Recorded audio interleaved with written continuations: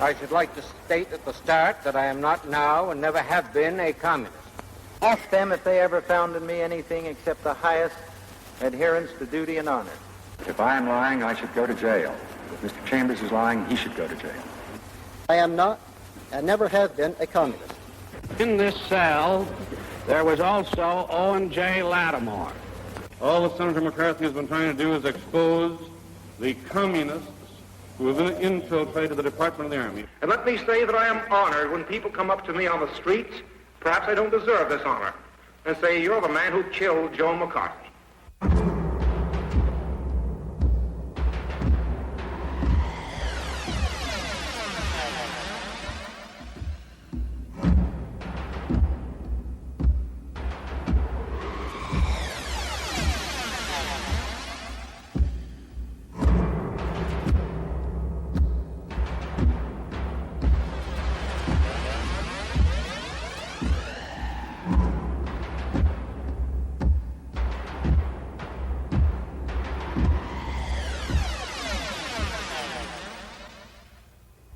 The rapid decline of the power and prestige of the United States undoubtedly will be recorded by future scholars as one of the most amazing events in history.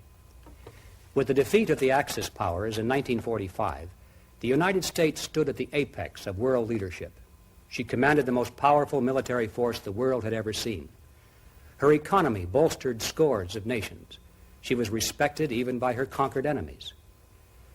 But long before the children born in that war could vote, the tide had already turned. And by the time their children had grown, the United States had retreated from victory and was struggling for survival in a hostile world. Her military forces had become inferior to those of her enemies. Her economy was reeling under attack by foreign competitors. She was at the mercy of outside energy sources. Her alliances were crumbling. She was hated and jeered at the United Nations. She had been forced to retreat on every continent, while during that same time, over 70 million people each year were being absorbed by international communism. All of this in less than 2 generations. Now the question is why? The accepted view in many circles is that it just happened that way. There were no particular reasons except the normal changing currents of history in an era of rising expectations. There is, of course, another view, a view that is more skeptical of the supposed blind forces of history, and which sees events as caused by people with motives and goals and long-range plans.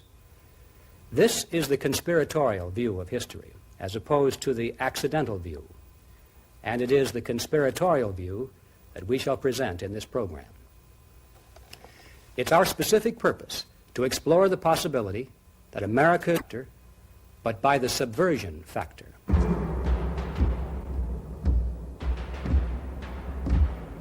The most significant aspect of communist expansion since 1945 is the fact that it has not been accomplished by traditional military force. These countries were not conquered by external invasion of Soviet troops, but by internal terrorism, revolution, and subversion by people who were citizens of each target nation.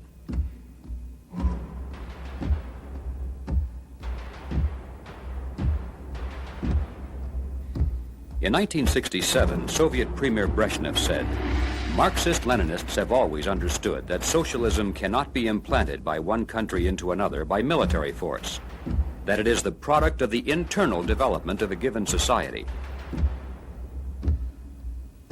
Brezhnev's predecessor, Nikita Khrushchev, was even more explicit when he said, "I am convinced that tomorrow the red flag will fly over the United States, but we will not fly the flag. It will be the American people themselves." The historical record is clear. The prime directive of communist strategy is conquest. The most important lesson to be learned is that at the time of takeover, the actual number of communists in any country is usually less than 3%, and in many cases, such as the Soviet Union itself, it has been less than 1% of the total population. The place to begin this inquiry, therefore, is to examine the strategy by which a tiny minority can capture control of an existing government. The success of this strategy has been largely the result of 2 factors working together. One is the mobilization of mass action among the non-communist population, demonstrations, general strikes, or insurrection. The other is the paralysis of the target government, the inability to fight back effectively, indecision, delays, blunders. It's not surprising, therefore, to learn that a major part of communist strategy is devoted to techniques for creating exactly these two conditions: mobilization of the masses and paralysis of the government. In August of 1922, at a secluded resort near Bridgman, Michigan, law enforcement officers raided a meeting of the top leaders of the Communist Party of America. Hundreds of secret documents were seized. One of the most revealing of these was a directive from Moscow, signed by members of the Executive Committee of the Communist International. In this document, it was firmly established that the Communist Party of America was not independent, but merely a branch of the international organization under firm control of the Soviets. The directive said, "The ruling of the Communist International must be accepted as obligating every member of the Communist Party of America, minority or majority." Another important document was written by the American communists themselves. It said, "The great mass of the working class cannot be formed into organizations consciously under the control of the communists. The communists, therefore, are compelled to function as an underground party. The Communist Party is obliged to penetrate all existing working class and semi-working class organizations to reach the masses, using these organizations as tools and auxiliaries of the Communist Party." The directive made clear that under favorable circumstances, it would be desirable to allow the Communist Party to come out in the open and to appear as a political party. But then it said, "Even though the Communist Party shall have come above ground, the underground organization remains as the directing organ of the open Communist Party." It's important to realize that the open Communist Party, which offers candidates for public office, is not the real organizational force of the movement. It is merely one of the multitude of surface organizations designed to lead the masses. In some countries, such as France and Italy, where communism is viewed merely as a popular political movement, this may be a major channel of mass influence. But in countries such as West Germany, England, or the United States, where the communist label is not popular, it is through the other surface organizations that the underground seeks control of the masses, while the visible communist apparatus serves as a decoy to lull the electorate into believing that the movement is small and harmless. Manipulation of the public is an important part of communist strategy, but the second and equally important objective is paralysis of the target government. For this to be accomplished, it is necessary for the underground to infiltrate into the government itself. I was one of the editors of the Student Review, which was a more or less communist-controlled student paper, and Edmund Stevens. Nathaniel Weil joined the Communist Party at Harvard in 1932 after becoming convinced that capitalism was doomed and that the only other alternatives were communism or fascism. Shortly afterward, he obtained employment under the Roosevelt administration in the Department of Agriculture. After I had been at the job for about a year, when I was 23, I received a telephone call from a voice which simply identified itself as Hal from New York. And Hal asked me to meet him at a restaurant in a part of town which government officials did not frequent. I inferred, of course, that Hal represented the Communist Party. And he told me that his name was Hal Ware. He said the decision has been taken to organize a special secret cell of communists who will be totally separated from the party and will include only those people who are believed to have a big future in the government of the United States. This unit will be under the direct control of the Communist International, and you will have nothing to do with the Communist Party or any member of it. We were under no circumstances to engage in communistic talk. We were not to indoctrinate anybody, and we were not to try to recruit anybody. A lie on that is not considered a lie. Tell us some of your activities when you were a card-carrying member. Well, I think they're the usual activities for a communist member, participating in picket lines. In November of 1945, Elizabeth Bentley revealed to the FBI that for 11 years she had served as an espionage courier between an agent from the Soviet Union and members of the American Underground Organization, most of whom held key positions within the United States government. When she was assigned this position, she was told to destroy her party card and any other documentation that might prove she was a member of the party. In her book entitled Out of Bondage, she describes the instructions of the Soviet agent. He said, "You are now no longer an ordinary communist, but a member of the underground. You must cut yourself off completely from all your old communist friends. You cannot even be known as a liberal and move in progressive circles. Instead, you must pose as an ultra-conservative with a slight leaning toward fascism." Larry Grathwohl became a member of the Weather Underground Organization in 1969 as an undercover operative for law enforcement agencies in Ohio. Before breaking away and testifying in 1970, he had risen to the rank of courier and carried directives from the Central Committee to the operating units within various cities. After explaining how the Weather Underground serves the purposes of the Soviet Union with control exerted through Cuba, he then explained the importance of what are called sleepers in the Soviet underground. However, I can tell you that while I was with the Weathermen, we had certain people that were recruited out of universities that were not allowed to attend meetings, that were dealt with on an individual basis by the person that recruited them, and the idea was for this person's record to be absolutely clean so that he or she could work themselves into key positions of authority and responsibility and therefore be able to do a lot of damage at the right time. Obviously, it would be best if they were in the government somewhere, but or in public utilities, but really it was sort of like you go on and make your career as best you can. And when the time comes, we'll let you know. So this person could be a vice president or a president of a corporation, multinational or otherwise. Primarily, it was to keep them out of the limelight and keep their records clean. Law enforcement was an area they'd like some of them to get into. As a result of the testimony of scores of individuals from within the communist movement, we're able to get a clear picture of one of the most important components of the underground structure. This is the elite corps, the moles in high places. They have special assignments that require deep cover, and they're considered too valuable to risk being exposed, even to the rank and file of dedicated communists who themselves may belong to other parts of the underground.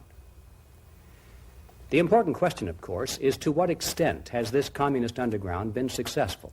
Lies the history of subversion by bribery, blackmail, or terrorism. But the subversion of government from within government is a gigantic subject by itself, and it is to that history that we shall turn our attention next. The Communist Party in the United States was officially established in 1919, only 2 years after the Bolshevik seizure of power in Russia. During the following 2 decades, over 100,000 American citizens flocked into the party. Unemployment and economic depression had convinced them that capitalism was crumbling, and a fear of the rising specter of fascism led them to embrace what they believed was the only alternative. By 1941, when the United States and Russia became allies in World War II, many people viewed American communists as merely patriots and socialist dreamers. And it was in this atmosphere of benign acceptance that the party consolidated its penetration into government. In fact, attempts even to investigate communism were firmly opposed at the highest level. The National Maritime Union was then under control of the communists, it's not now, and they were putting their operatives on ships, and they had a network of intelligence. Robert Morris, for many years, has been a key figure in the anti-subversion program of the federal government. He was chief counsel to the Senate Internal Security Subcommittee, and during World War II was the officer in charge of the counterintelligence unit of the 3rd Naval District in Washington. After describing how President Roosevelt had ordered the Navy to allow Communist Party members to serve as radio operators with access to secret military communiques, Mr. Morris then turned to the subject of Soviet defector Viktor Kravchenko. So we had to meet him clandestinely, and he was with the Soviet Purchasing Commission. And he had with him evidence substantive for that purpose, but instead they were using it to build up a large navy in the post-war period to take on the British and the Americans. And I had extensive evidence of that. When Morris brought this information to the attention of his superiors, he was met with cold indifference, was transferred out of intelligence work, and sent to a battle station in the Pacific. Went down there and gave him all the evidence because Kravchenko was standing by, ready to give more information. So I thought it was quite a coup. And 2 days later, I received orders to get out of the country with only 2 days' notice. Apparently, it came to the attention of the White House, and the White House didn't want anyone checking up on what the Russians were doing here. The Office of Strategic Services, known during the war as the OSS, was created to carry out clandestine operations against the Axis powers. It was headed by General William Donovan. It is now known that Donovan, instead of screening out members of the Communist Party, actually made contact with party functionary Eugene Dennis and recruited OSS personnel directly from communist ranks. In Yugoslavia, the OSS vigorously supported the communist resistance forces under Joseph Broz Tito and cut off all supplies to the anti-communist forces under Draza Mihailovic. At the end of the war, the Nazis attempted to surrender to General Mihailovic and to the Americans, but the Allied command refused the offer and insisted that the surrender must be made only to Soviet troops, thus ensuring that Yugoslavia would be in communist hands. Back in the United States, when the FBI provided General Donovan with evidence that some of his OSS personnel were members of the Communist Party, he replied, "I know they're communists. That's why I hired them." After the end of World War II, the OSS became the CIA. Roosevelt issued an order to the Civil Service Commission that investigators were forbidden to ask any questions concerning the communist backgrounds or communist affiliations of any applicant for the federal service. Otto Otepka, for 36 years, was an internal security specialist for the federal government. In 1953, he became chief security evaluator for the State Department.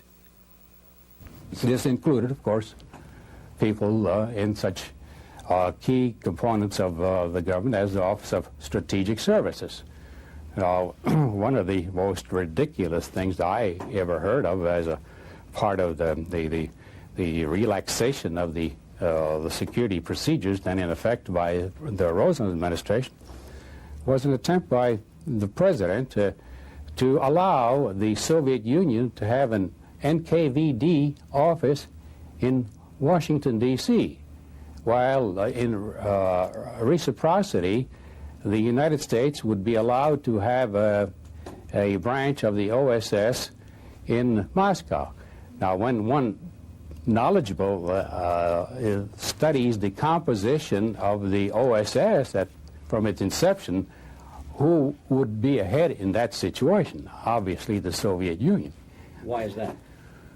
Well, because of the OSS, as history has now established, was comprised at the very top in key positions with individuals who were sympathetic to the Soviet Union. Many of the early recruits by such events as the Hitler-Stalin Pact of 1939, the Soviet invasion of Finland, and the bloody purges by Stalin. The innocent idealists dropped out of the party, but by this time many of their comrades had become hardened revolutionaries and continued to follow. Some of those who left the underground came forward to tell their story, and it is through their testimony that we have learned about those who remained behind. Whittaker Chambers was one of those who broke away. Chambers revealed that for 14 years he had been a dedicated communist and had acted as liaison in Washington for a group of communists who held high-ranking positions in the federal government. Elizabeth Bentley was another one who broke from the party in disillusionment. She had held a position similar to that of Whittaker Chambers and had dealt with many of the same people. We were getting information from the Army, particularly the Air Corps, from the Treasury, from the State Department, from the OSS, from the CIAA. Whittaker Chambers and Elizabeth Bentley described the existence of 3 underground groups, or cells. The oldest of these was the Ware Cell, formed by Harold Ware, an official of the Department of Agriculture. The Silvermaster Cell was under the direction of Nathan Gregory Silvermaster, an official of the Farm Security Administration. And the Perlow Cell was headed by Victor Perlow, an official in the Treasury Department. Over 80 persons were identified by name as part of this espionage network. The following is but a brief sampling from that list. Harry Dexter White, Assistant Secretary of the Treasury, First U.S. Director of the International Monetary Fund, author of the Morgenthau Plan for the dismantling of post-war Germany, member of the Advisory Committee of the OSS. Laughlin Curry, Administrative Assistant to President Roosevelt, Specialist on the Far East, Personal Presidential Envoy to China. Harold Glasser, Assistant to Harry Dexter White in the Treasury Department, U.S. Economic Advisor to Foreign Governments, Advisor to Secretary of State George Marshall, helped determine which countries would receive U.S. economic aid. Major William Ullman, United States Air Force, Material and Service Division in the Pentagon, access to restricted military information, document photography specialist for the Silvermaster Cell. Also named were Frank Coe in the Treasury Department, John Apt in the Department of Justice, Nathan Witt, Henry Collins in the Department of Labor, Sonia Gold in a Congressional Investigative Committee, and in the OSS, Maurice Halperin, Donald Niven, Duncan Lee, Helen Tenney, J. Julius Joseph, and Donald Wheeler. But perhaps the best-known name of all was Alger Hiss. Ask them if they ever found in me anything except the highest adherence to duty and honor. Then the committee can judge and the public can judge whether to believe a self-discredited accuser whose names and aliases are as numerous and as casual as his accusations. The other side of this question is the reliability of the allegations before this committee, the undocumented statements of the man who now calls himself Whittaker Chambers. I don't hate Mr. Hiss.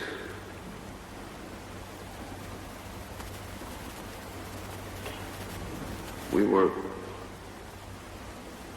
close friends, but we are caught in the tragedy of history.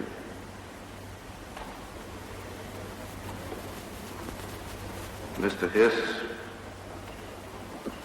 represents the concealed enemy against which we are all fighting, and I am fighting. I testified against him with remorse and pity. Alger Hiss began his government career as a law clerk for Supreme Court Justice Oliver Wendell Holmes. Later was employed in the Department of Agriculture, moved to the State Department, and rose rapidly to the rank of Assistant Secretary of State. Was official advisor to President Roosevelt at Yalta, where major decisions were made affecting the fate of post-war Europe and China. Supervised the writing of the United Nations Charter. Was chairman and acting Secretary General at the founding meeting of the UN. In 1939 was identified as a communist agent by 2 independent sources, the French Intelligence Service and Whittaker Chambers. The reports were ignored and he was promoted. Again in 1945 was implicated by the testimony of Elizabeth Bentley. Again the reports were ignored and he was promoted. Was identified a 3rd time in 1946 by a Soviet defector in Canada, and again he was retained and promoted. Finally, after being identified a 4th time by former communist Hedda Massing, was convicted in 1950 for perjury in connection with his denials of espionage activities. Was released from prison in 1954 and began a public campaign to vindicate himself as the victim of a frame-up. In the years following the conviction of Alger Hiss, Nathaniel Weil became yet one more former member of the Soviet underground who testified that to his personal knowledge, Hiss was guilty as charged. The answer to that is that I attended with Hiss probably, at a guess, 30 meetings of the cell. The cell never contained more than 8 or 10 members while I was in it. And I would also meet them at parties, so that I knew Hiss, even though I did not like him too well. I don't mean I disliked him. I mean he impressed me as a cold, calculating person who had a certain fanaticism about him, a lack of the human qualities that one likes. But I knew him well, so there was no problem in my mind as to identification. I was not guilty of any of the things Mr. Chambers charged, except that I knew him briefly. Were you ever a communist? No, didn't happen to be. It is estimated that for every person exposed by the testimony of former communists, there are many more that have remained undetected. Elizabeth Bentley stated in 1952 that while she was in the espionage groups working in Washington under Soviet direction, groups that were so important that not even she was allowed to learn of their identities. Neither of these cells have ever been exposed. In September of 1949, the Soviet Union successfully detonated its first atomic bomb. Western scientists were stunned because of earlier predictions that Soviet nuclear technology was at least a decade behind the United States. The story of how the Soviets so quickly acquired this technology begins with the American Lend-Lease program during World War II. Great Falls, Montana was the location of the U.S. Air Force Base that was used for Lend-Lease air shipments to Russia. Major George Racy Jordan was the officer in charge of this operation from 1942 to 1944. In his book, From Major Jordan's Diaries, he revealed that in addition to the expected crates of food and machinery, the Soviets also were being sent large numbers of black suitcases, which he was told were diplomatic luggage. Becoming suspicious, on one occasion he conducted a surprise inspection of these suitcases and found every one of them to be filled with such documents as maps of military installations and harbors, blueprints for weapons under development, photocopies of tens of thousands, and countless file folders bulging with official documents of the federal government. Written across the front of one folder were the words, "From Hiss." It contained hundreds of military reports. One suitcase contained scientific and engineering documents, highlighted with such strange-sounding words as fission, cyclotron, proton, neutron, heavy water, uranium. Included also was a map labeled Oak Ridge, Manhattan Engineering District. And attached to these materials was a handwritten note on official White House stationery addressed to Anastas Mikoyan, the number 3 man in the Soviet Union. The note was signed by Harry Hopkins, the American official in charge of the Lend-Lease program, President Roosevelt's personal advisor and friend. In 1943, Hopkins at the White House spoke with Major Jordan by telephone, told him to expedite a special shipment that was coming through and not to make any official record of it. When the mysterious cargo arrived, it was identified as uranium salts. The shipment was sent through, and as requested, no official record was made, except in Major Jordan's diaries. In September of 1945, a Russian code clerk named Igor Guzenko, assigned to the Soviet embassy in Ottawa, approached Canadian officials and asked for political asylum. This is the only photograph of Guzenko ever released to the public, and it was not published until after his death in 1982. While working at the Soviet embassy, Guzenko had become dismayed by the fact that his superiors already were preparing for a new war following the defeat of Germany, a war against the entire non-communist world. As a code clerk, he had access to all secret communiques, and he brought many of these with him to prove the truth of his allegations. Wearing a hood here to preserve his anonymity as a protection against reprisals, Guzenko revealed that there was a group of Canadian citizens with important positions within their government who in reality were agents of the Soviet Union. But the most electrifying disclosure of all was that the network included one of the top scientists working in cooperation with the United States on the atomic bomb project. His name was Dr. He was second in authority only to the head of the Canadian project. He had provided the Soviets with information about the secret test of the bomb, and he had delivered to them actual samples of uranium. When confronted with the evidence, Dr. May confessed that everything Guzenko had revealed was true. Another British scientist on loan to the United States was Dr. Emil Klaus Fuchs, who had been assigned to work at the top-secret facility at Los Alamos, New Mexico. He was one of the few people at that time who had knowledge of how to construct the bomb trigger mechanism. Under questioning, Dr. Fuchs confessed that he also had been working with the communist underground, and that he had given the Soviets drawings and detailed instructions on how to assemble and explode the atomic bomb.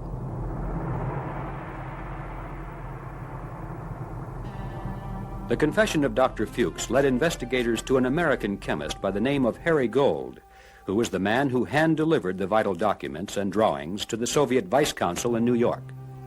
When Gold was confronted with Dr. Fuchs' testimony, he too confessed, and this led to the exposure of a network of American citizens who were in a position to channel top-secret nuclear information into Soviet hands. The trail led to David Greenglass, the man who made the actual drawings of the bomb's trigger mechanism, and to his sister, Ethel Rosenberg, and her husband, Julius, who were convicted and executed for their part in coordinating the espionage operation. At the conclusion of the trial, federal judge Irving Kaufman declared that this was the crime of the century. He said, "I have searched my conscience to find some reason for mercy. It is not in my power to forgive you." Also convicted at the same trial was Morton Sobel, who had attempted escape to Mexico to avoid prosecution. And finally, the trail of espionage led to Professor Philip Morrison, who admitted earlier Communist Party membership and who had access to virtually all secrets of the A-bomb while employed at the Manhattan Project.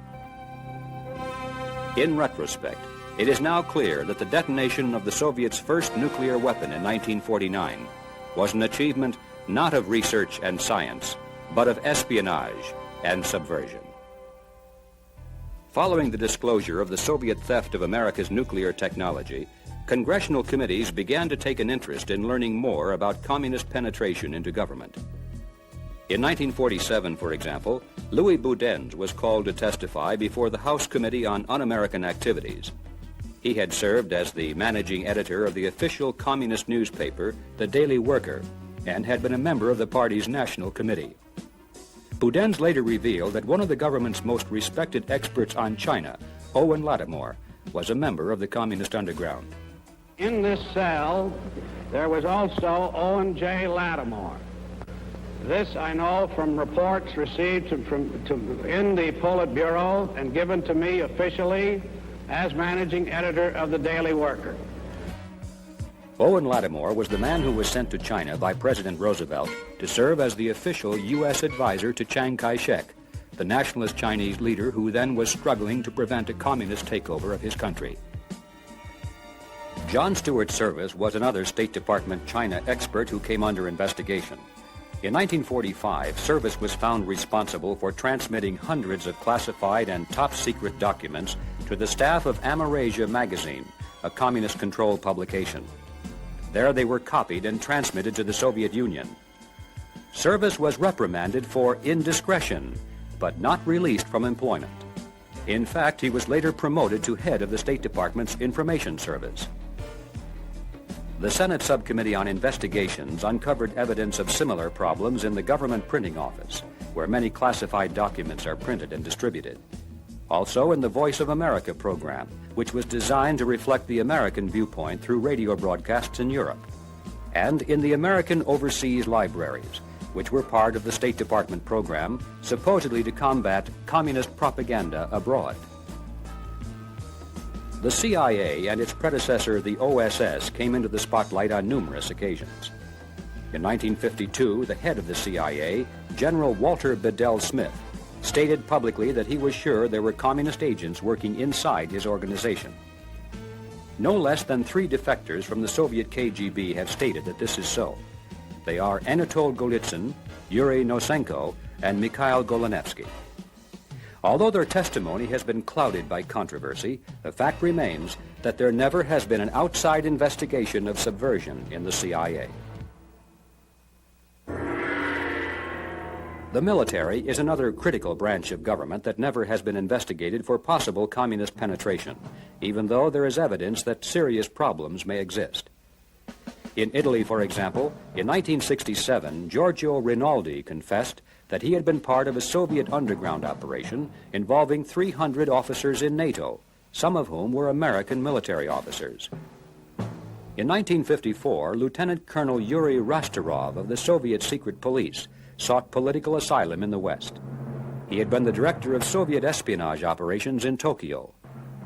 After coming to the United States, he revealed that he personally had worked with several members of the American Military Intelligence Service. In 1964, Swedish Air Force Colonel Stig Wennerstrom admitted that for 14 years he had transmitted information to the Soviets regarding nuclear strike capabilities of NATO and the United States.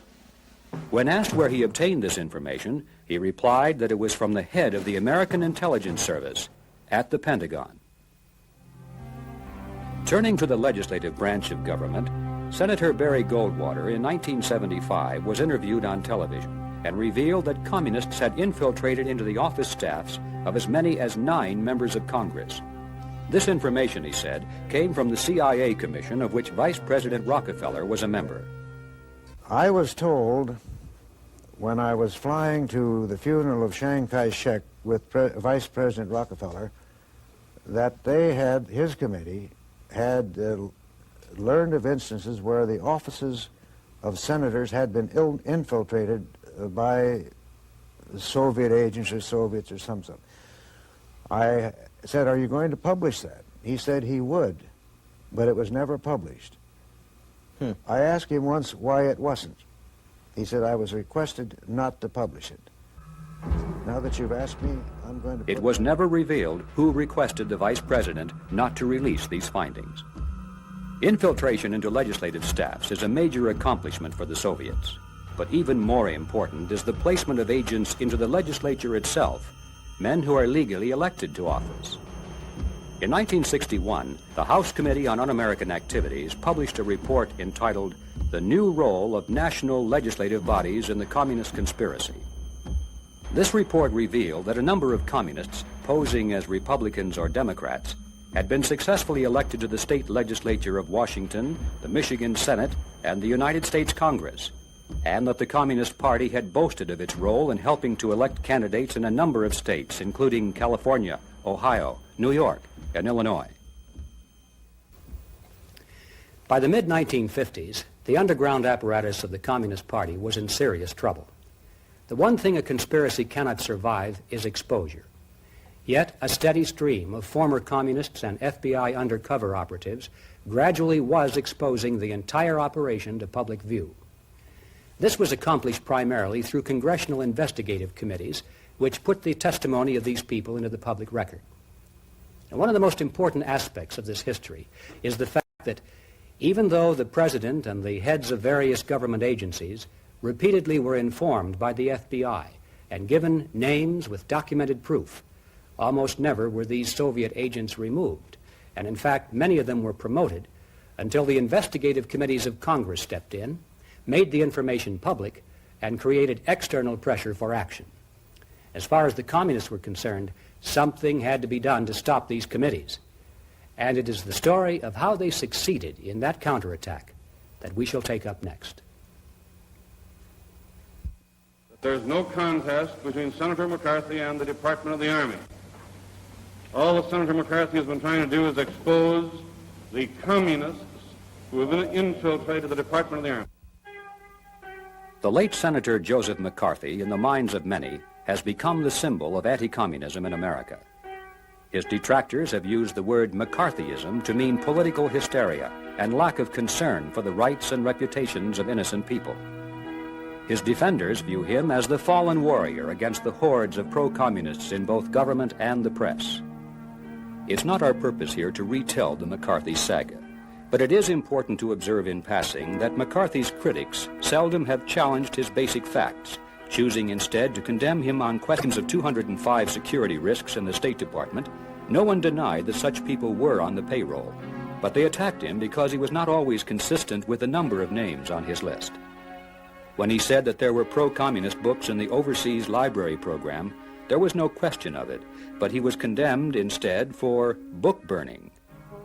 No one denied his claim that security risks were employed at the secret testing laboratories at Fort Monmouth, but they criticized him for obtaining this information from a document he was not authorized to have. And when he charged that General Ralph Zwicker had protected and promoted a known communist in the military, his facts were never challenged. He was attacked instead for losing his temper and speaking harshly to a brigadier general. You hear all this talk about Senator McCarthy's methods, usually in a derogatory sense, like people saying, well, I agreed with his fight against communism and his goals, but I didn't agree with his methods. In 1951, Roy Cohn had served as the assistant federal prosecutor in the trial of atomic bomb spies Julius and Ethel Rosenberg. But from 1953 to 1955, he was the chief counsel for the Senate Subcommittee on Investigations, of which Senator McCarthy was chairman. Somebody like Bill Buckley will take the position that, well, his controversiality maybe in the long run hurt the cause and things like that. I don't buy that. Somebody had to make this fight. Senator after senator had declined to do it. It was a dangerous fight because, as we've discussed, you were taking on the media, you were taking on people with vested interests in covering up these communist activities, and it took a man who was a man to do it. And Senator McCarthy was that man. So you can say by his fearlessness and his courage, he made himself an open target for the enemy. Well, that's true. I suppose he did. But that was the risk of the game, which he was willing to take, and which I think the results he achieved. And I, again, keep coming back to where we are today, because you have to view everything in perspective.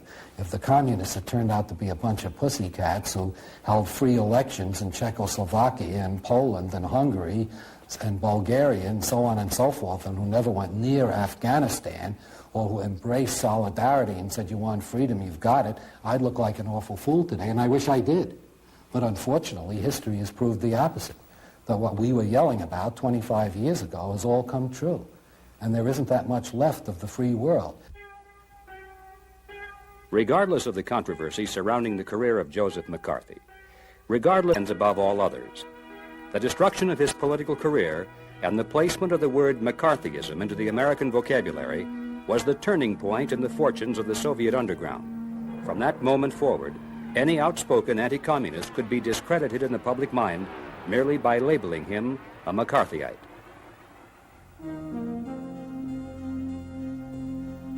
The next phase of the campaign against internal security was to convince the general public that communism is not an internal threat to the United States, but that investigative agencies of our own government are. Members of the Soviet underground have worked diligently to promote this point of view through a host of non-communist organizations which they control.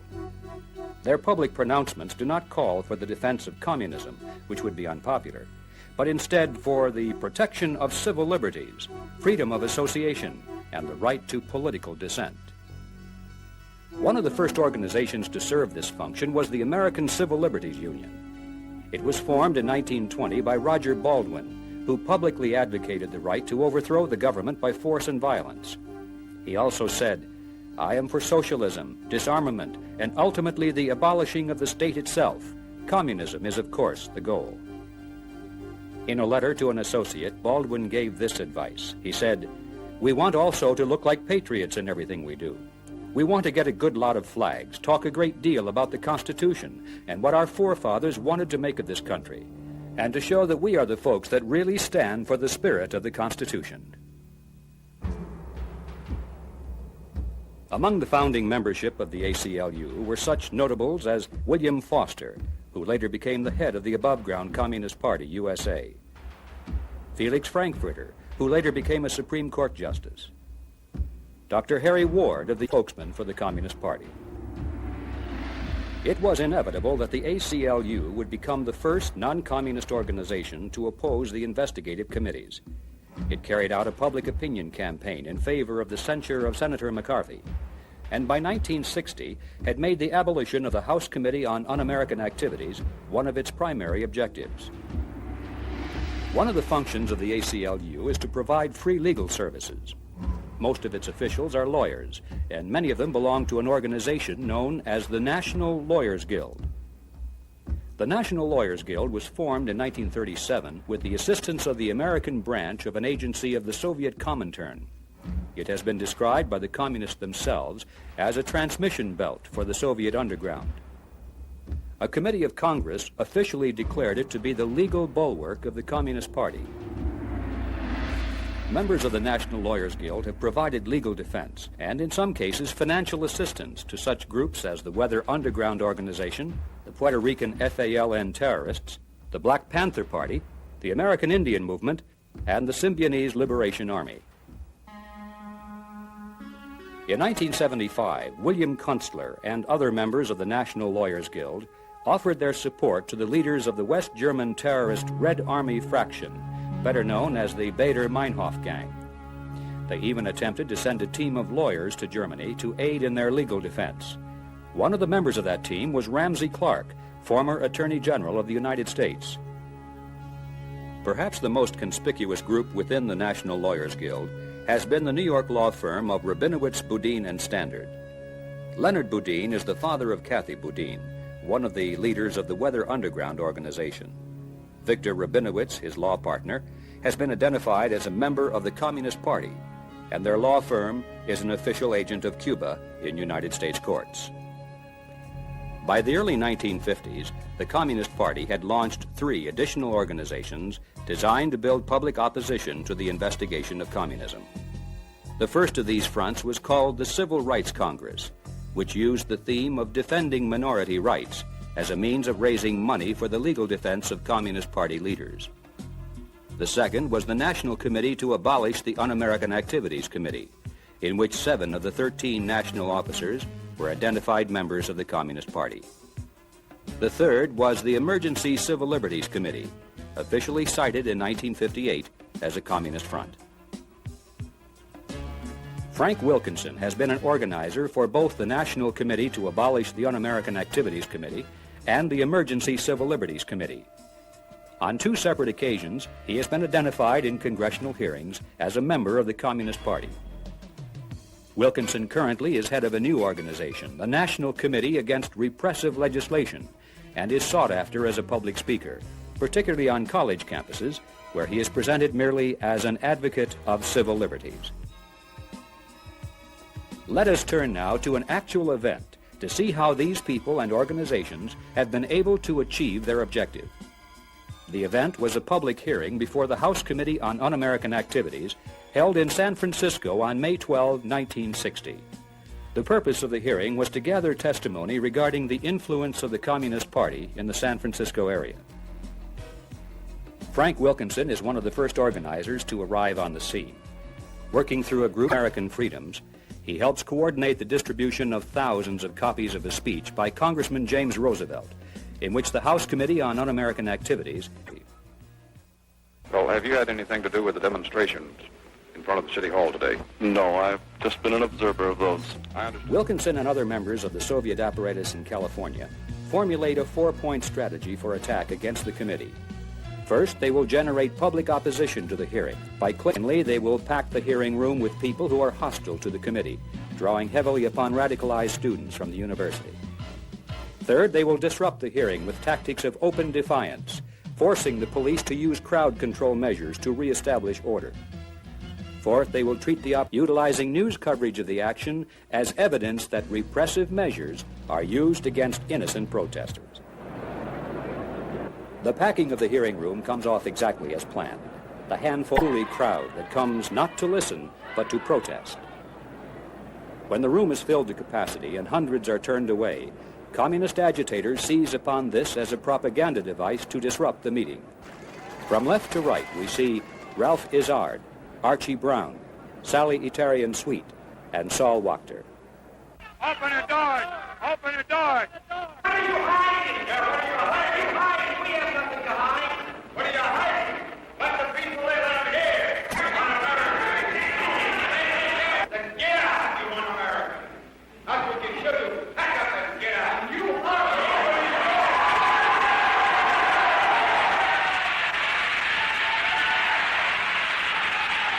Open the doors. Here comes the Goose Squad. This is Americanism. Watch this Americanism in action. Wow, watch this Americanism in action. torches American. Dog.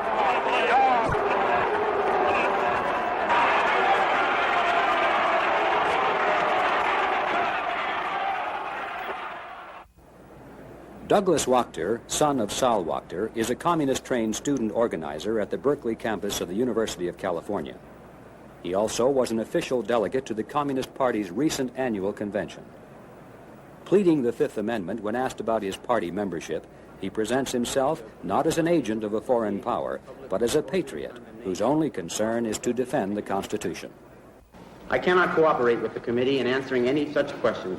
I feel I have an obligation as a citizen of this country to preserve the Constitution, and I do not feel I can do so in good conscience by allowing the House Un-American Activities Committee to inquire into my beliefs or associations.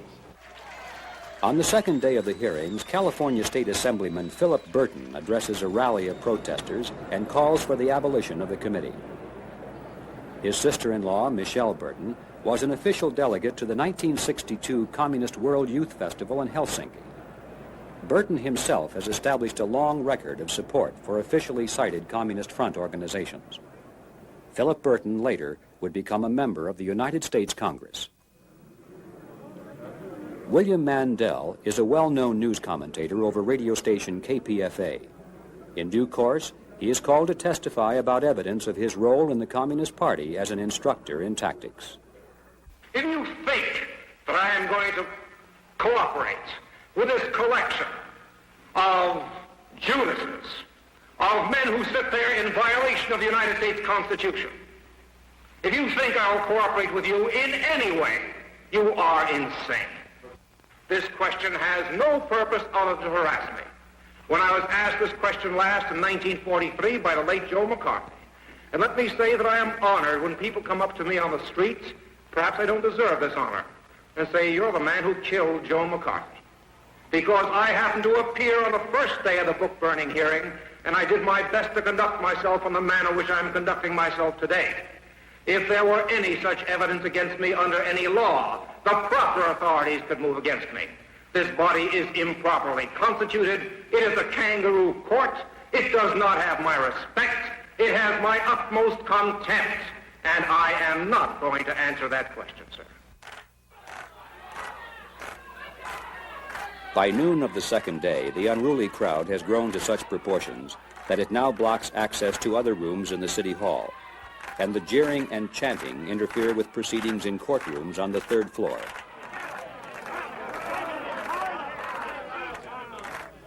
It is inevitable that the judges are compelled to register official complaints with the police, who now have no choice but to ask the demonstrators to leave.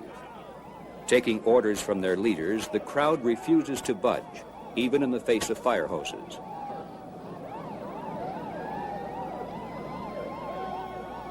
The result is a media event of great proportions, as the protesters are unceremoniously removed, one by one.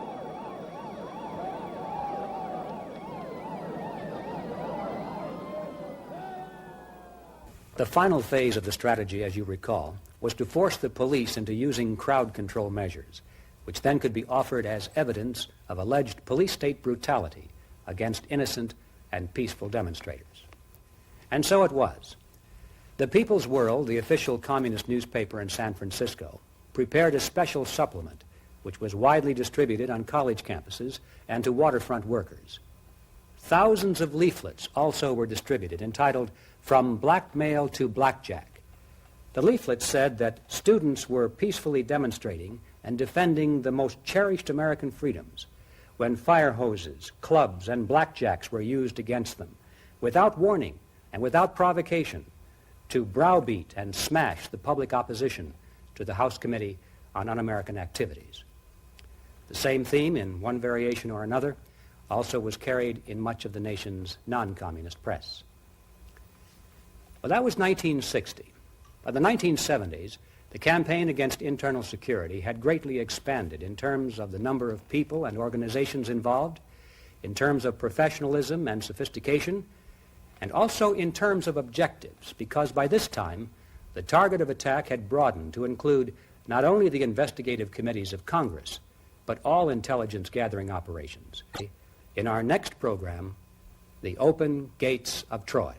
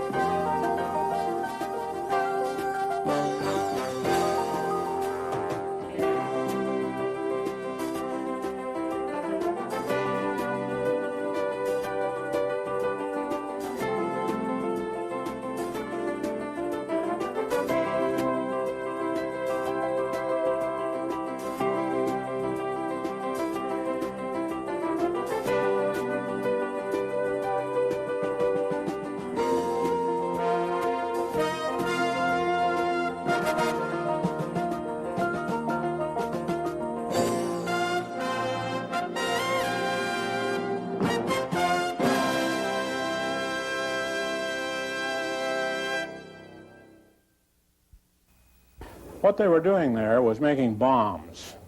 They were making anti-personnel bombs. They were taking 4, 5, 6 of dynamite, hundreds of heavy nails, and taping the nails on the outside of the dynamite so that when it exploded, it would send those nails out in every direction, and of course, any one like a bullet. So they would have killed hundreds of people had they been successful.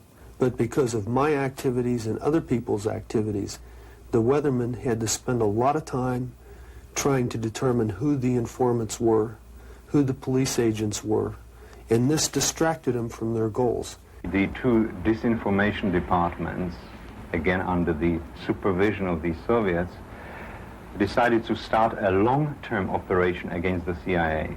I believe in the naming of the names of CIA people working abroad. I think anybody who thinks that the Communist Party of the United States is a serious threat to the security of the United States in any way. Vice President Ford will be sworn in as president at that hour in this office.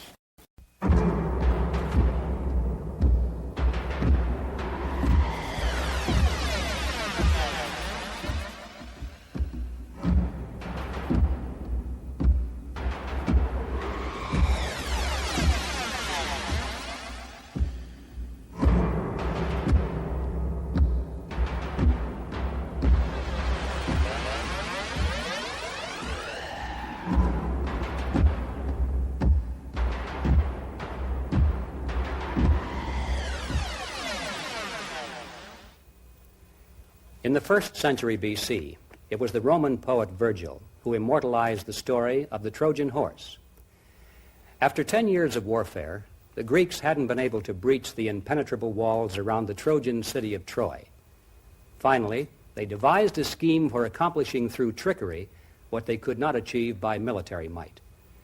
They built a large wooden statue of a horse and placed it outside the city gates, supposedly as an offering to the gods and a tribute to the Trojans, who were led to believe within its wooden belly.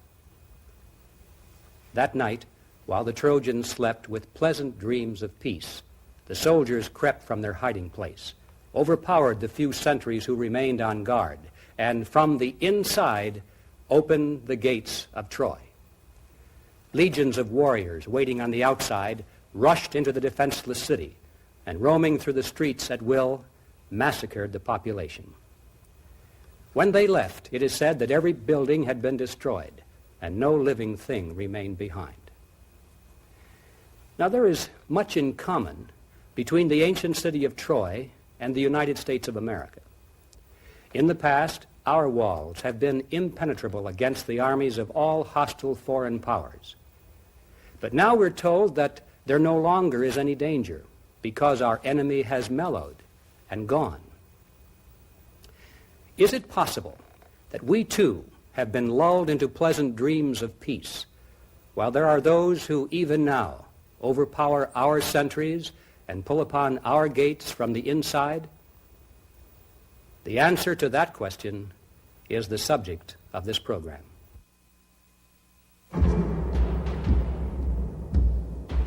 In Part 1, entitled Moles in High Places, we pose the proposition that America's retreat from victory since the end of World War II was the result not of a confusion factor, but of the subversion factor.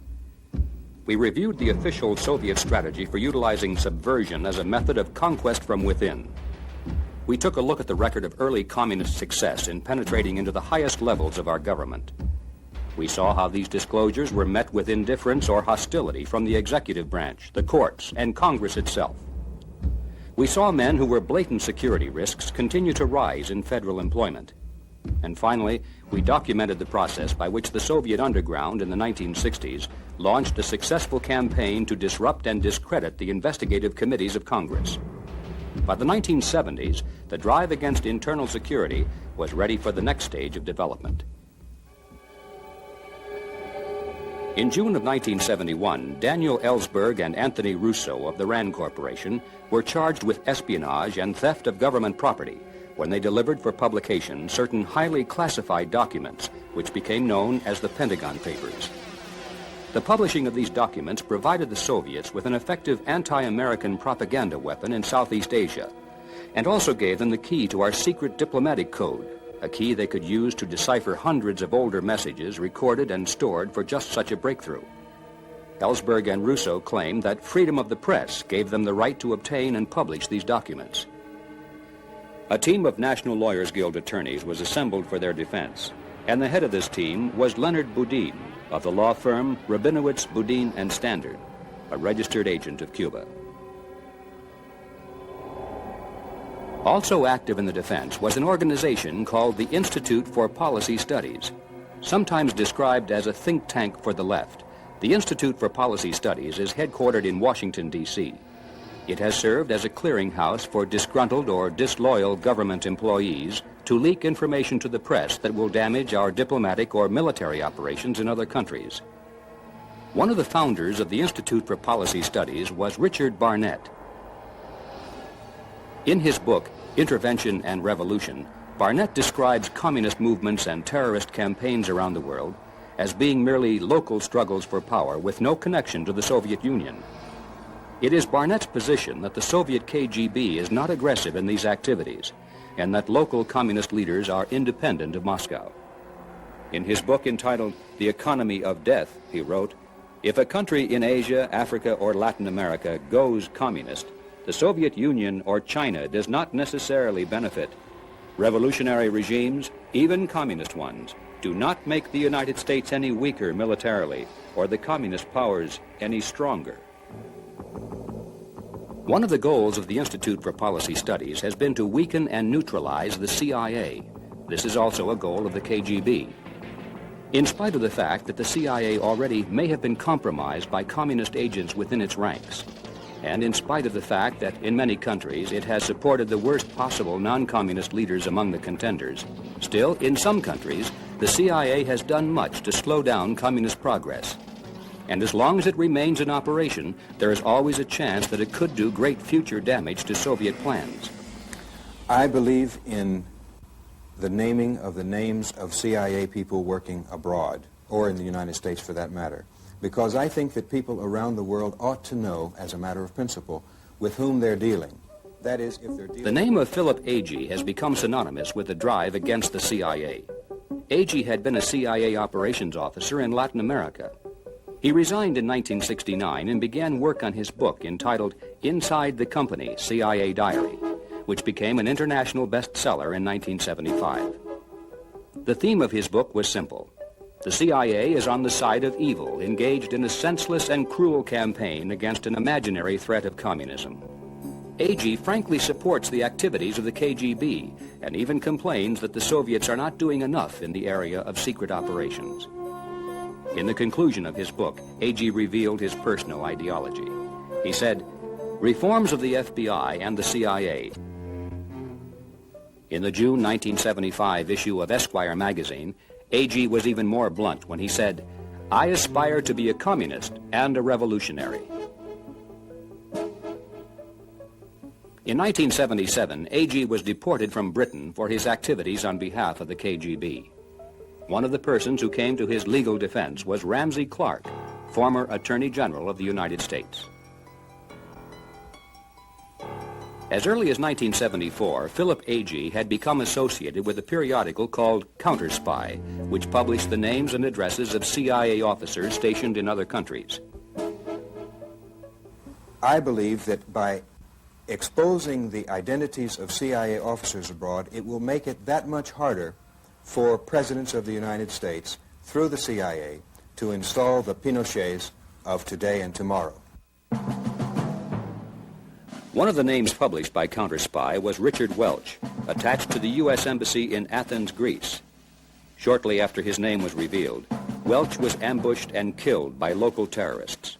Similar assassination attempts have been made on U.S. officials in other countries immediately following the public disclosure of their names. In July of 1978, Philip Agee traveled to Cuba to participate in the 11th Communist World Youth Festival. While there, he announced the formation of a new publication called the Covert Action Information Bulletin. An editorial in the first issue stated, "We will never stop exposing CIA personnel and operations whenever and wherever we find them." It's likely that some of the names released by the Covert Action Bulletin actually were CIA officers working under cover of other occupations, but many were not. In fact, one source for acquiring these names was the Soviet disinformation departments of East Germany and Czechoslovakia. One of the men responsible for compiling this list before seeking political asylum in the West was Vladislav Dittman, the officer in charge of the Department of Disinformation in Czechoslovakia. The two disinformation departments, again under the supervision of the Soviets, decided to start a long-term operation against the CIA, making life as hard as possible for CIA. That is to label many American diplomats, politicians, cultural representatives abroad as CIA agents and paralyze their positions. Specifically in 1966, the first major operation was to prepare a book which is called Who is Who in CIA. Shortly after coming to the United States, I found this book in many bookstores. I have it at home. Covert Action Bulletin, or is this AG's group, the group? Yes, that's right. It's one of the major sources of information about CIA man. Of course, that's ironic because that is a communist disinformation. Another anti-security organization headquartered in Washington, D.C. is called Security Studies. It is directed by Morton Halperin, who traveled to England with Ramsey Clark to assist in the legal defense of Philip Agee. Halperin previously had been employed in the National Security Council as the senior assistant to Henry Kissinger. Halperin, in fact, was the man who personally prepared the Pentagon Papers for the government before they were illegally transmitted to the press. Later, he spent 5 months working with Leonard Boudin and other members of the National Lawyers Guild as a special consultant in the defense of Ellsberg and Rousseau. Mr. Halperin has become another prominent spokesman for the point of view that there is no threat of communism, that we can best combat the secret operations of the KGB by ourselves doing everything in the open, and that there is no need for us to be concerned over Marxist-Leninist movements in any country. Absurd. The notion that there is a Marxist-Leninist conspiracy in the world, in light of the very, very substantial differences between various countries who call themselves Marxist-Leninists, is absurd. I think the only people left who take Marxist-Leninism seriously are American right-wingers who have a need for seeing a conspiracy opposed to them. And I think during our interview, Mr. Halperin remained soft-spoken and composed while discussing questions of civil liberties and constitutional rights. But when we asked him about the Communist Party connections of his associate Leonard Boudin, this was his reply. That's absolute nonsense, and you know that's absolute nonsense. Mr. Boudin can speak for himself about his past affiliations, but I think that's, first of all, totally irrelevant to the question of the defense of Daniel Ellsberg, and also absolute nonsense. Leonard Boudin has been a member of the National Lawyers Guild probably for the last 30 to 35 years. He's been... Mr. John Reese is editor and publisher of Information Digest, an internationally recognized bi-weekly report specializing in matters of Soviet covert operations against the United States and the free world. It's very interesting to note that in the trial of William Miller and Mark Felt, who were two senior officials of the FBI, harassed in the courts under the Carter administration for their efforts to stop terrorism, a stipulated document was entered into the court record which said that Leonard Boudin had been a secret member of the Communist Party USA. Now, I think this is important, Mr. Griffin, that it was a stipulated document, and that in legal terms, I understand, is one that was agreed by both the attorneys for the defense and for the prosecution. Mr. Halperin denies that the Communist Party is an arm of international conquest. He portrays it as merely another political party, interested only in sharing power, not capturing it. I think the Communist Party is, like the Republican Party, a political party. I think there may have been people in it as there may have been people in other political groups who took orders from foreign powers and who may have violated some laws of the United States. And if they did, the government has the right to investigate them. Anyone can become a Republican or Democrat.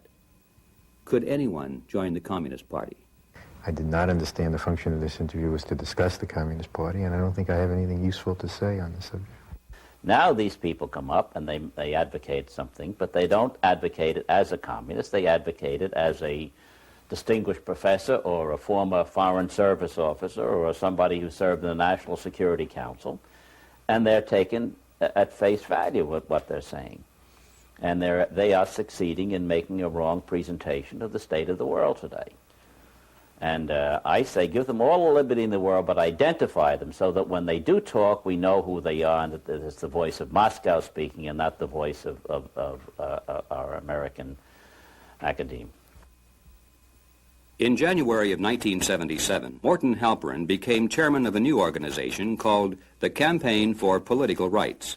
It was launched at a 3-day meeting held in Chicago, sponsored by the National Lawyers Guild.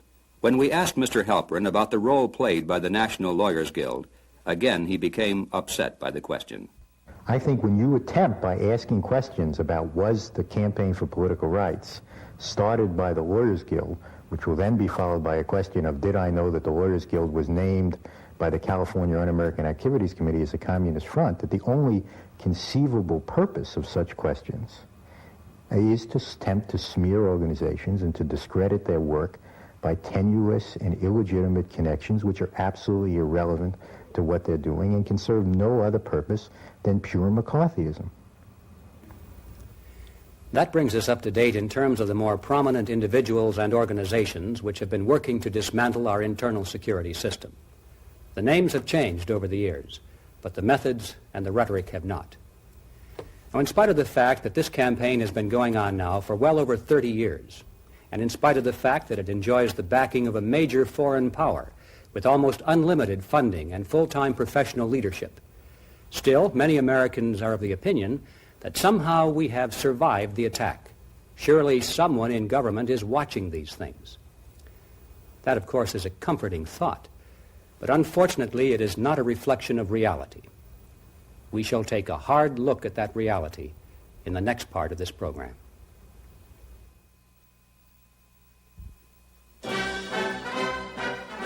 We Americans do not like to hear criticism of our presidents, especially if we personally have voted for them. It is as though our ballot somehow has sanctified these politicians and converted them into sages and saints. But the fact remains that presidents from both political parties have contributed to the undermining of our internal security system, and we cannot sweep these facts under the rug merely because the men involved have been politically popular. The role played by FDR in opening up government employment to communists in the 1930s and 40s previously has been shown. When Roosevelt died in 1945, Harry Truman stepped into the presidency, but made few changes regarding internal security.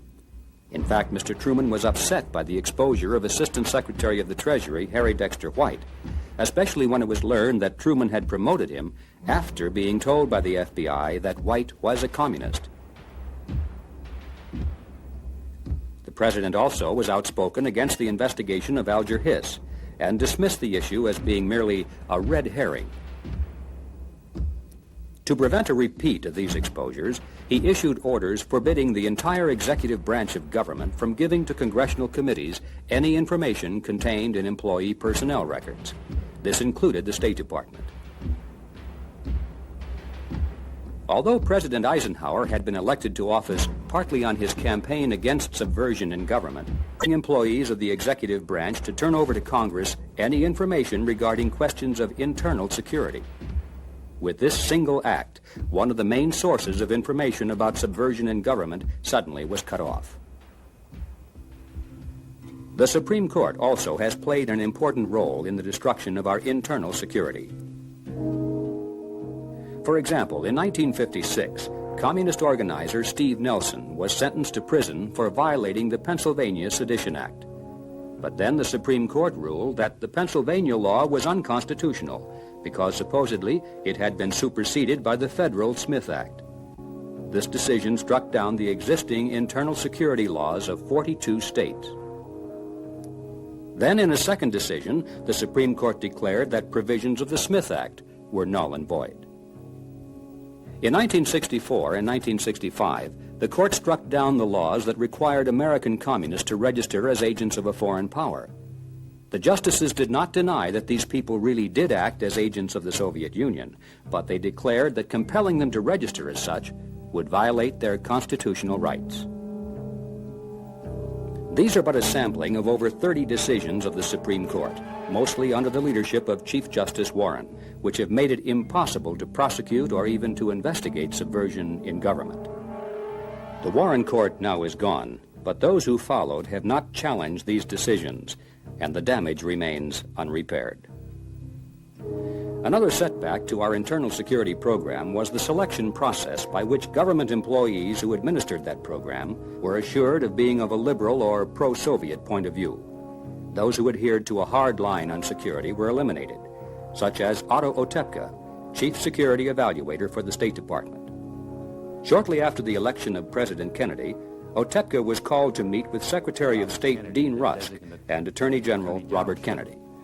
They asked me about my attitudes and policies and procedures with respect to the administration of personnel security administration in the State Department under the new Kennedy administration. And I was given a specific case, and that was on Walt Whitman Rostow. I was asked whether or not it would be possible for Rostow to come into the State Department without the benefit of a background investigation. Otepka replied that he could not issue a clearance for Walt Rostow because he already had been investigated by the CIA and the Air Force, and on both occasions was found not to be suitable for employment because of security questions. This made the Secretary, and particularly Bobby Kennedy, very unhappy, and Kennedy said, referring to the decision of the Air Force to turn Rostow down on a prior occasion, he said, "Those Air Force generals who did this are a bunch of jerks." Shortly after this meeting took place, Walt Rostow, the man who was denied a security clearance by the CIA, the Air Force, and the State Department, was appointed by President Kennedy to be his special assistant in none other than national security affairs. The Assistant Secretary of State for International Organization Affairs under the Kennedy administration was Harlan Cleveland. Cleveland had approached Otepka to see if there was some way to get Alger Hiss back into the State Department after his release from prison. Cleveland himself had been hired only after the Security Evaluations Division had been ordered from above to waive the usual pre-employment security check of his background. Cleveland was responsible for selecting a special committee of 10 experts to rewrite the internal security procedures for Americans employed at the UN. They were all allies and associates of Alger Hiss. The 10 people that I mentioned earlier, who Cleveland wanted on his committee to reform security procedures. They reformed them all right. They abolished them. In 1963, Otto Otepka was called to testify before the Senate Internal Security Subcommittee. One of the disclosures made in that testimony was the case of William Wieland. Wieland had been a State Department officer in charge of Cuban affairs. He played a key role in shaping the U.S. pro-Castro policy during the critical days of Castro's takeover in Cuba. Otepka had discovered that Wieland, at the time of obtaining employment in the State Department, had concealed information about his past, including an unresolved allegation that he had been connected with the Cuban Communist Party. Otepka also discovered that Wieland had concealed evidence that Castro was a communist. There was just a preponderance of evidence showing that Fidel Castro was a communist. Yet, William Wieland was advising his superiors, John Foster Dulles, and then when he died, Christian Herter, that there was no evidence that Castro was a communist, and that we should seek an accommodation with Castro and get rid of that right-wing dictator, Batista. When all of this was brought out in my evaluation report, I found out, that is, that Wieland had his supporters upstairs who immediately came to his rescue, who didn't want these facts to come out. The strategy of the State Department was to force Otepka's resignation. his file's assignment was to index the congressional record. But Otto Otepka did not yield to these pressures, and his superior, who had ordered the tapping of his telephone, was the one who was forced to resign. In the end, Otepka was vindicated. But conditions in the State Department did not change. William Whelan was promoted, and Otepka never again served as security evaluator, nor in fact did anyone else. The job itself was abolished. Part of the responsibility for screening employees of the State Department was transferred to the Civil Service Commission. But the Civil Service Commission had stopped even asking questions about employee loyalty to the United States. According to the Supreme Court, such questions are now unconstitutional. I shall resign the presidency effective at noon tomorrow. Vice President Ford will be sworn in as president at that hour in this office.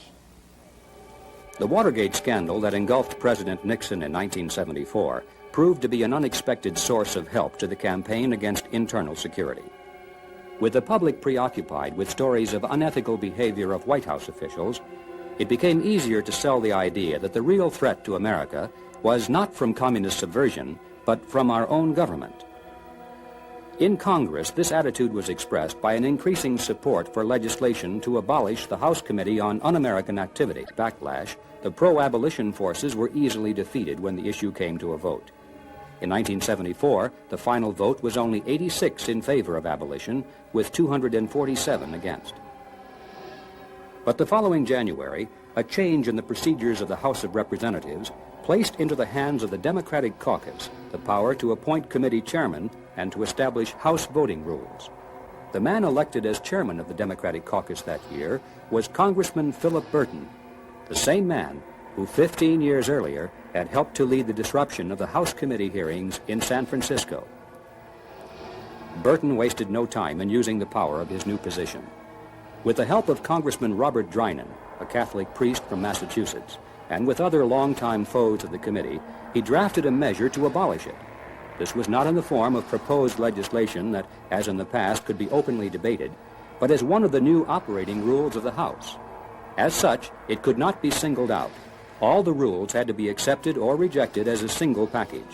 A no vote would have paralyzed Congress until a new package could be rewritten. Many congressmen who favored the continuance of the committee were unwilling to delay the opening of Congress, and others were equally unwilling to vote against their own party caucus. And so, on January 14, 1975, the House Committee on Internal Security ceased to exist. After the vote, Congressman Drinan was recognized on the floor of the House and introduced into the congressional record a tribute to Communist Party member Frank Wilkinson for his efforts on behalf of the successful abolition campaign. With the elimination of the House Committee, the Senate Internal Security Subcommittee became the only anti-subversion investigative body left in Congress. But it too had powerful foes. The committee actually was a subcommittee of the Senate Judiciary Committee. One of the members of the Judiciary Committee was in March of 1977, Kennedy finally succeeded in gathering enough support to cut off all funding for the Internal Security Subcommittee. Abolished by lack of funding, there have been no hearings and no investigations since that date. Once the investigating committees of Congress had been silenced, the FBI became the primary target of attack. One of the first moves in this campaign was to destroy the prestige and morale of FBI agents by publicly charging them with criminal activities. This had long been a tactic of the ACLU and the National Lawyers Guild, but it wasn't until the Justice Department of the federal government assumed this task that the strategy became effective. In April of 1978, Mark Felt, formerly the number 2 man in the FBI, and Edward Miller, his assistant in charge of the Domestic Intelligence Division, were indicted in federal court. The purpose of these entries was to search for information that would reveal the whereabouts of terrorists who were known to be responsible for bombings in New York and Washington. Another purpose was to discover the planned locations of future bombs so they could be intercepted and destroyed beforehand. FBI Associate Director Mark Felt tells the story. In March of 1970, a luxury townhouse in Greenwich Village, New York, blew up. It was a tremendous explosion. And as an interesting sidelight, out of the smoking and dust and rubble ran two females. One was completely naked, and the other had a pair of jeans. That was the Kathy Wilkinson and Catherine Boudin. They went to neighbors and got clothes and eventually were spirited out of the country to Cuba. But the interesting thing, and most people don't know this and they should, what they were doing there was making bombs. They were making anti-personnel bombs. They were taking 4 or 5 sticks of dynamite, hundreds of heavy nails, and taping the nails on the outside of the dynamite so that when it exploded, it would send those nails out in every direction, and of course any one like a bullet, so they would have killed hundreds of people had they been successful. I was very concerned, and at that time I authorized FBI agents to enter the apartments of 5 members and supporters of the Weather Underground, trying to search for information that would tell us where the next bomb was going off, or what their plans were, or where the fugitives were, intelligence information. This is a technique called surreptitious entry. Some people call it a black bag job, which had been accepted in the FBI in important national security cases for as long as I was in the Bureau.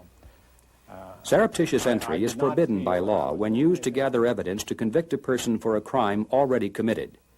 But when used for the purpose of preventing a crime from being committed, especially in the field of espionage, it is an accepted practice in every civilized country in the world. In the espionage field, the worst thing you could do would be to get a warrant, because a warrant has to be served. And if you aren't in your apartment when we come to serve a warrant, we have to leave a copy of it attached to your front door. So if you're a Russian spy, what does that tell you? That tells you they're on my tail, I better stop what I'm doing, I better pull back. From the counter-espionage standpoint, you can't let the enemy know what you're doing or how much you know. So in 1977, the Civil Rights Division of the Justice Department, under Attorney General Griffin Bell, pressed formal charges against FBI agents in New York, claiming that the use of surreptitious entry into the apartments of members and supporters of the Weather Underground had violated their constitutional rights. I happen to know that the Civil Rights Division was recommending the indictment of from 50 to 60 FBI agents in New York as a result of this investigation. Well, that was, at that time, was when I felt I had to do something. So I came forward and made a public statement and said that I had authorized those, that if anyone was responsible, I was responsible. Ed Miller, who was another Bureau official, came forward a few days later and said pretty much the same thing. And it was as a result of that Miller and I were indicted for violation of the civil rights of these individuals. On April 20, 1978, Mark Felt and Edward Miller arrived at federal court in Washington, D.C. for their arraignment. Former agents awaited their arrival at the steps of the courthouse to demonstrate support. It was clear that more was at stake than the future of 2 men. The FBI itself was on trial by its enemies. From the beginning, federal judge William Bryant demonstrated hostility to the FBI position. At several points within the trial, he even took over the role of prosecutor when the Justice Department attorneys were too slow in doing so. On the last day of the trial, Judge Bryant told the jury to ignore all issues except one. Did or did not the defendants have approval for these entries from the President? This was an incredible instruction because the defense had never claimed that they had been authorized by the President. That procedure had not been instituted by the Justice Department until 5 years after the events in question. By injecting this element at the last possible instant before the jury retired, the fate of the defendants was sealed. On November 6, 1980, Mark Felt and Edward Miller were found guilty of allegedly violating the constitutional rights of American citizens. Their fines were over $8,000, but their total legal costs for defense, an amount raised by FBI agents and friends, exceeded $1 million. By 1975, the Justice Department under the Ford administration had come under the control of Attorney General Edward Levy. since Levy had been a member of the National Lawyer's Office, would be directed toward the destruction of the internal security function of the FBI. Levy inaugurated a series of guidelines for future FBI investigations. Under these guidelines, which were based upon recommendations of the National Lawyers Guild and the American Civil Liberties Union, the FBI could no longer investigate individuals or organizations unless there was already proof that they were planning a criminal act. In a federal lawsuit brought against the government by the Alliance to End Repression, the Justice Department further stipulated that the FBI could not investigate unless the crime was to be committed in the next 48 hours.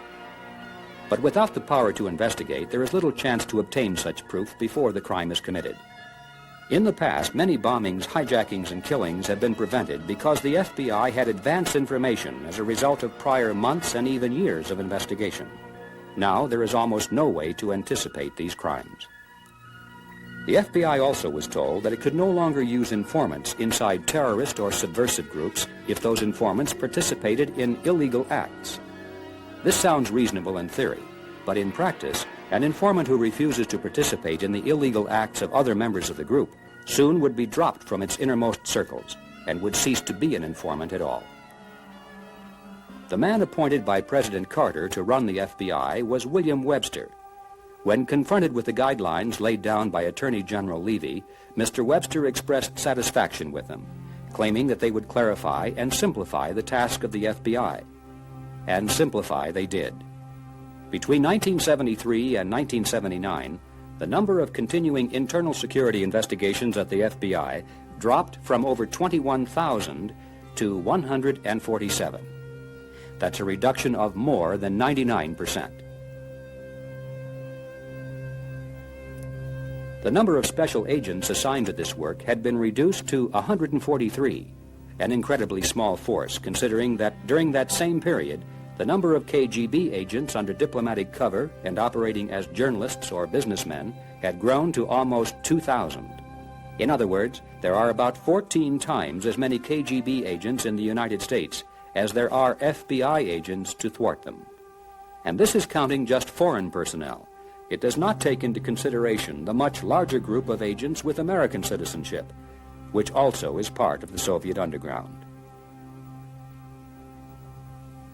The CIA also has been weakened by administrative policies established at the top. Between 1964 and 1975, the intelligence operations staff of the CIA was cut back by 40%.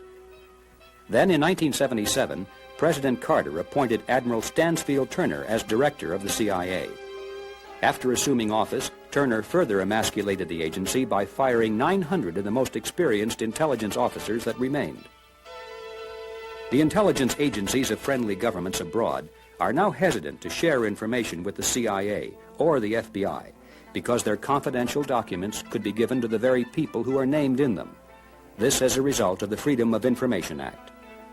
The threat of assassination of CIA officers in other countries, triggered by such organizations as Philip Agee's Covert Action Information Group, has made it difficult to recruit new foreign agents abroad.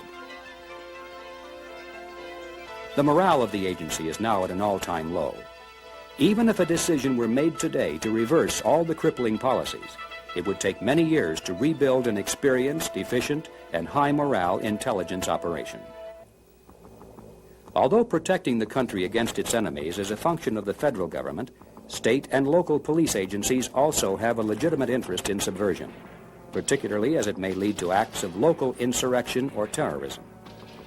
And so these agencies also have come under heavy attack from the ACLU and the National Lawyers Guild.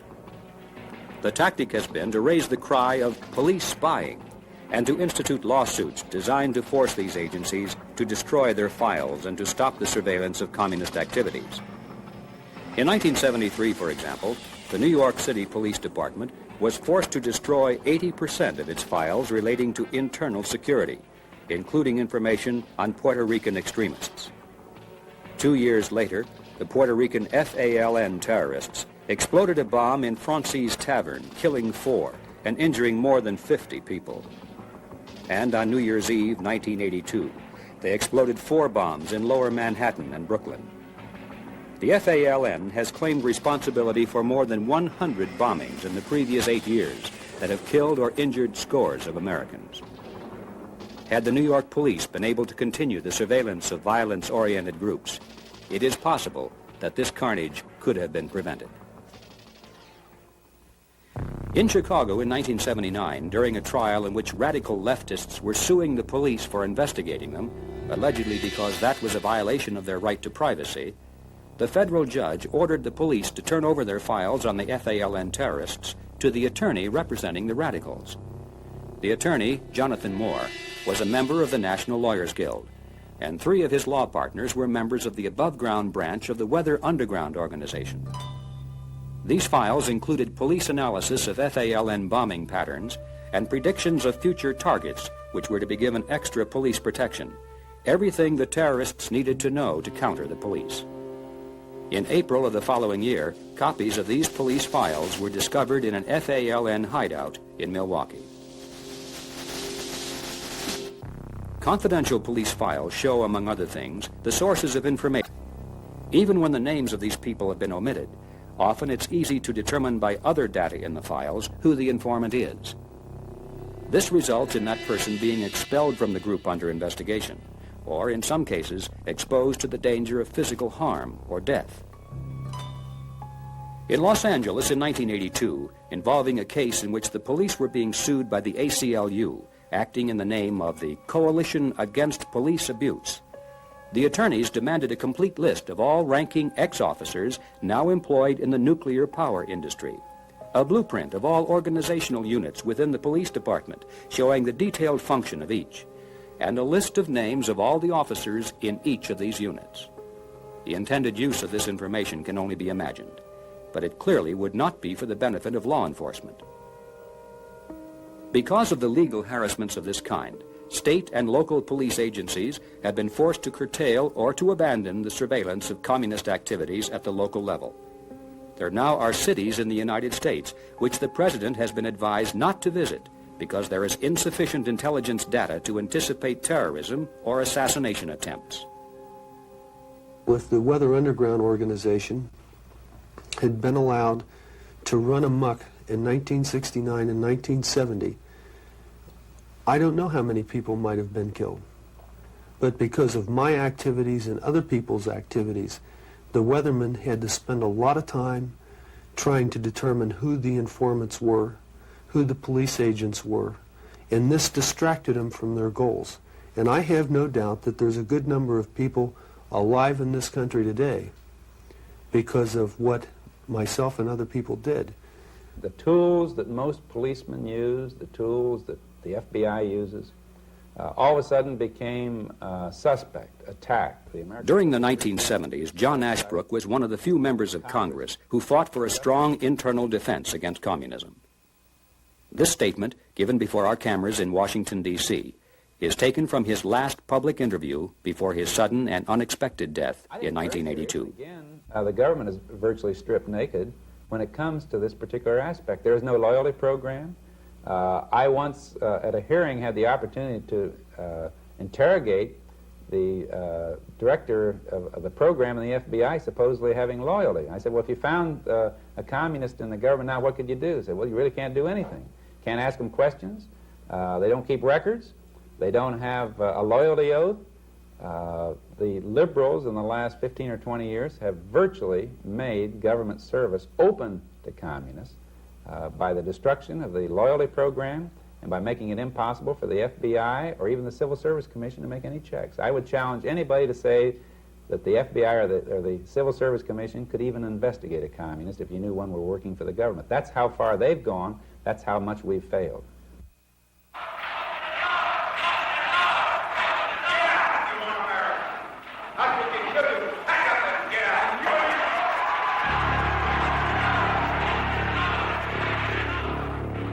If you think I'll cooperate with you in any way, you are insane.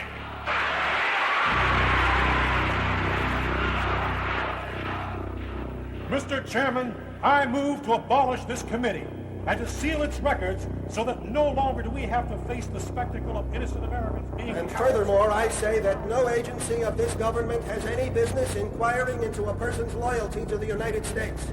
That is McCarthyism and can only lead to the kind of witchcraft. The purpose of this program has been to review the record of Soviet penetration into the United States government. The lesson of history is that nations fall to communism from the inside. The primary strategy for conquest has not been military invasion, but internal subversion. Yet, in spite of this reality, the United States has allowed all the layers that once existed as protection against internal subversion to be stripped away. First, the important investigative committees of both the House and the Senate were abolished. Then the Internal Security Division of the Justice Department was eliminated. The Subversive Activities Control Board was terminated by lack of funding. The Attorney General's list of subversive organizations is no longer published or even maintained. The counterintelligence units of the armed forces have been severely limited. The FBI has been forced to reduce its internal security activities by over 90%. State and municipal police agencies have all but abandoned their intelligence units. And the CIA has practically ceased to function as a defender of American interests around the world. Communists in our government? Well, to many Americans, the response is, so what, and who cares? What harm can they possibly do to a great and powerful nation as the United States? But recent history already has answered that question. It is the history of American paralysis in world conflict.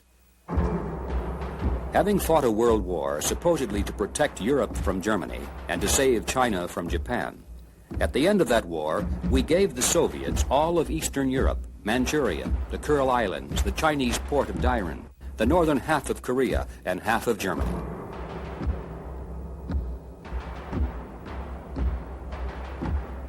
In Yugoslavia, we guaranteed the success of communism by throwing our weight behind the Stalinist Tito in his fight against the pro-Western Mihailovich.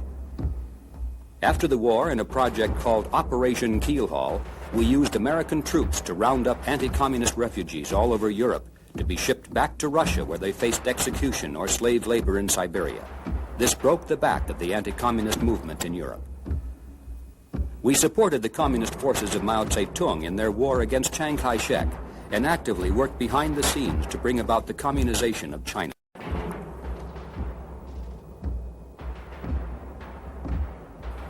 We created the United Nations and staffed the Secretariat with communists from the State Department. We gave the Soviets 3 votes in the General Assembly compared to 1 for us, and agreed further that a Soviet national would always be in charge of UN military activities. We pushed Algeria into the communist orbit by supporting Ben Bella. We helped Castro to power in Cuba and later betrayed the anti-Castro invasion force at the Bay of Pigs. In Korea and Vietnam, we denied our military forces the option of victory. We supported the Sandinista communists in the takeover of Nicaragua. We gave the Panama Canal to a pro-Soviet dictatorship. We have bankrupted ourselves with foreign aid to our most bitter enemies around the world. We have built Soviet industry and have given them high technology for their nuclear strike force. When they could not pay, we canceled their debts and passed them on to the American taxpayer. We condemn anti-communist regimes in Africa and Latin America, allegedly for violations of human rights. But we invite to the White House and then publicly embrace every communist dictator in the world, no matter how bloody his hands. And while freedom fighters throw themselves against Soviet tanks in Hungary, Afghanistan, and Poland, we give solemn assurances that we will not intervene, the very communist governments which the people themselves are attempting to topple.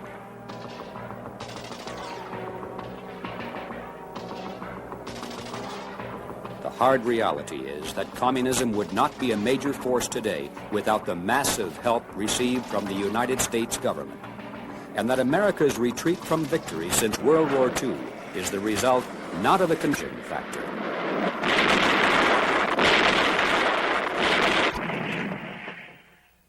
In a speech before the Roman Senate in the 1st century BC, it was Cicero who said, "A nation can survive its fools and even the ambitious, but it cannot survive treason from within." Now, it's not popular today to use the word treason, because that implies what we all dread, a state of war. But the truth is, whether we like it or not, we are at war, and we do have enemies outside our gates and inside who are sworn to our destruction. This is a new kind of war we face. We can't pick up our rifles and rush off to a foreign land to engage in open combat. The battle this time is here, in America itself. And the enemy doesn't wear a uniform or speak a strange language. He is from our country's best families and most prestigious universities. He's not found behind barricades, but in business and science, in the media, the pulpit, the classroom, and in government itself. How many of them are there and exactly where are they? We don't know. And that's the problem. Under present conditions, we have absolutely no way to find out.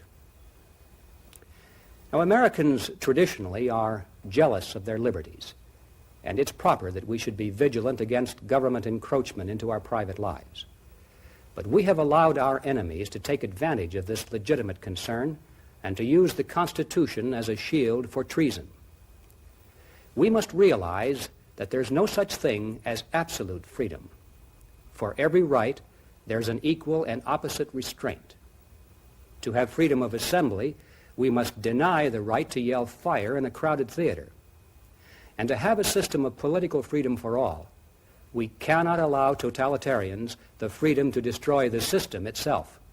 The Constitution was never intended to be a national suicide pact. And so the first step back to safety and sanity is to restore, as rapidly as possible, all the layers of internal protection that have been stripped away. This must begin in Congress, with legislation to reverse the offending Supreme Court decisions. Then the Freedom of Information Act must be overhauled to exclude internal security cases. The restrictive FBI guidelines need to be revised in favor of national security, and the congressional investigative committees need to be reactivated. Now, in 1981, the Senate did establish a subcommittee on internal security and terrorism under the chairmanship of Senator Jeremiah Denton. Now, that was a good start, but hampered by lack of funds and a limited staff, the committee has not been able to extensively investigate any aspect of subversion inside the United States.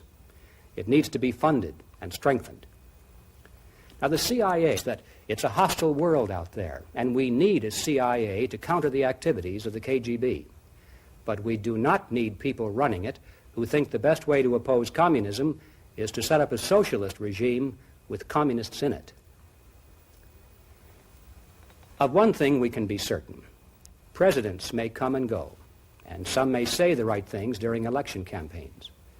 But after they assume the office, they'll become engulfed by a giant bureaucracy which will provide them with advice, select the information they receive, and carry out their orders. Until there is a major clean-out in Washington, we can be sure that presidential intentions, no matter how pro-American, will be subverted. Something somehow will go wrong with the best of plans. Until the underground is exposed and routed, there isn't the slightest chance that any president or even the Congress can reverse the disastrous trend of the past 40 years. And if we do not reverse that trend, not only will we push the rest of the world into communism, but we ourselves will become the ultimate prize of Soviet conquest. Now, I know these are extremely hard and unpleasant thoughts, but frankly, it's time for us to face the truth, no matter how ugly it may be. The truth is that the subversion factor is the single most important reality in current world affairs. And the fact that many Americans have never even heard about it is an indication of how successful it has been. If we are to survive in freedom, we must strip the Soviet underground of its constitutional camouflage and also its advantage of secrecy and deception. We must expose its goals, its tactics, and its agents to public view. Finally, when forced to compete in the open on the basis of the honest merit of its ideas, it then will cease to exist in a society of free men.